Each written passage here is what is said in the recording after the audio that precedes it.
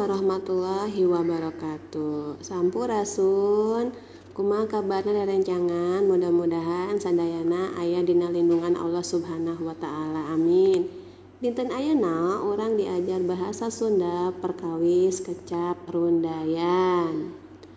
Tujuanna nyaeta supados siswa tiasa nangtukeun kecap rundayan anu ngagunakeun rarangken tengah. Teras supados siswa tiasa nyusun kalimah ngagunakeun kecap rundayan. Ya, siapnya urang mulai. Naon sih kecap rundayan? Kecap rundayan nyaeta kecap-kecap anu geus ditambahan ku rarangken. Rarangken lamun dina bahasa Indonesia namina imbuhan. Upami dina bahasa Sunda namina rarangken. Rarangken aya 5 rupa. Kahiji aya rarangken hareup atau imbuhan awal. Aya rarangken tengah atau imbuhan tengah.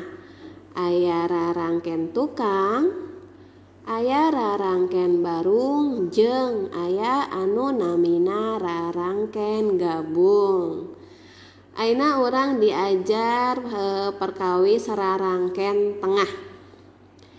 Dina basa Sunda rarangken tengah aya 3. Nu kahiji rarangken tengah ar atawa al. Contoh kecapna kecap budak lamun ditambah ku rarangken ar robah jadi barudak.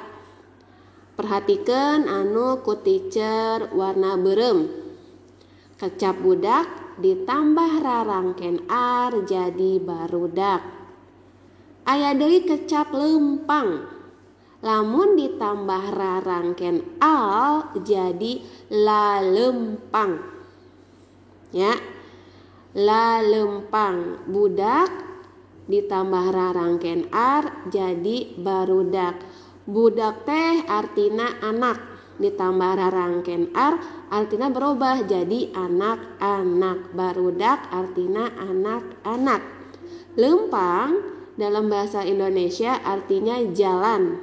Jika ditambah rarangken al artinya berubah jadi lalempang. Dalam bahasa Indonesia lalempang artinya berjalan-jalan. Anu kadua aya anu namina rarangken tengah Contoh kecapna perhatikeun aya kecap haseum.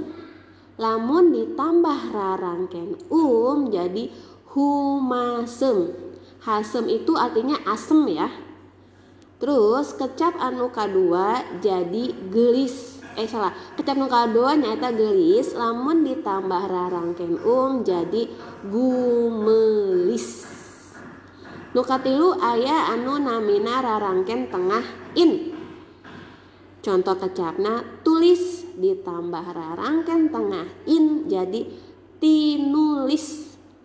Aya deui kecap pandita lamun ditambah ku rarangken in artinya jadi pinandita.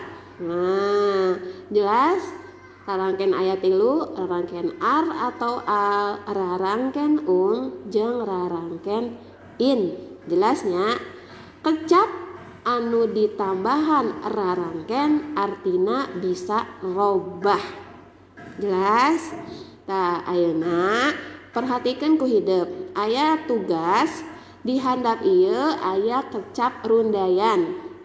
Ku hideup kelompokeun atau golongkeun mana nu ngangge rarangken ar, mana anu ngangge rarangken al, mana nu ngangge rarangken Tadi di ayanya mana anu ngangge rarangken al, rarangken rarangken in, jeung aya kecap anu teu dirarangken atau tidak memakai rarangken. Iya, jelas ya.